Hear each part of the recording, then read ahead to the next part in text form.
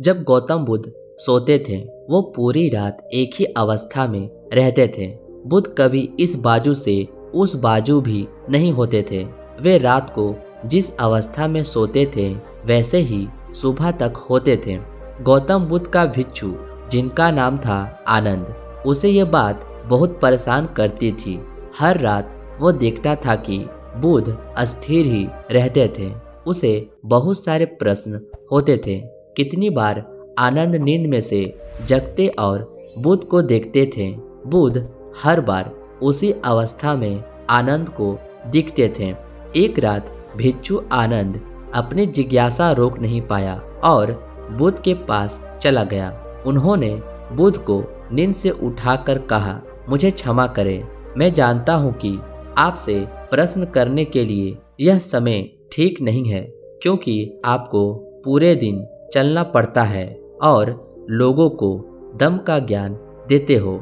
लेकिन मैं सुबह होने तक इंतजार नहीं कर पाया। मेरे मन में जिज्ञासा है, कृपया करके आप उसे शांत करें। मैं 20 साल से आपके साथ हूँ और आपको देखता आया हूँ। कृपया करके मुझे बताइए कि आप कैसे पूरी रात एक ही अवस्था में सोते हो।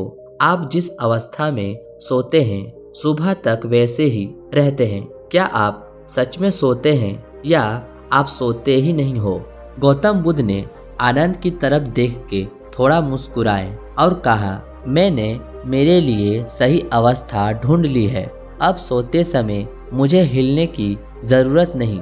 मैं सोते समय भी जागता ही रहता हूँ, जबकि मेरा शरीर सो जाता है मैं फिर भी जागरूक रहता हूँ। प्रश्न ये नहीं है कि शरीर का हिलना होता है या नहीं, शरीर क्यों एक अवस्था में रह नहीं पाता। सही कारण तो मन है।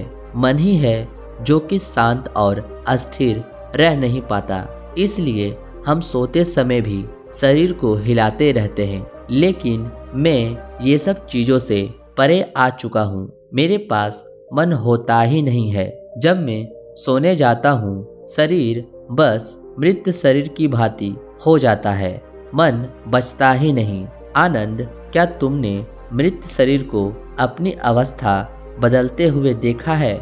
यह हमारा मन है जो सब कार्य करवाता है। एक बार मन अस्थिर हो जाए, मन रुक जाए, तब आपका शरीर निंद्र में चला जाएगा, लेकिन तुम भीतर से जागरूक रहोगे। भीतर से तुम सब कुछ अनुभव कर पाओगे। तुम्हारी जागरूकता सोने के बाद भी एक छोटे से जलते हुए दीपक की तरह प्रज्वलित रहेगी। जागरूक इंसान न कि सिर्फ अपने शरीर को जागरूकता से देखेगा, बल्कि अपने मन को भी देखता रहता है। एक जागरूक आदमी सम्मान लोगों के भांति नहीं सोते हैं। सामान्य इंसान सोता है तो वह अचेतन हो जाता है। उसे अपने आसपास का भी पता नहीं होता, ना ही उसे अपने मन और शरीर का ख्याल रहता है। इसीलिए तो वह अपने सपने का भी चुनाव कर नहीं पाता।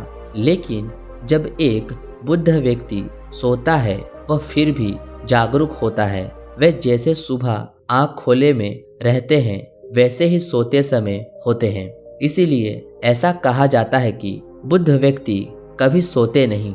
उम्मीद करता हूँ दोस्तों आपको ये कहानी अच्छी लगी हो।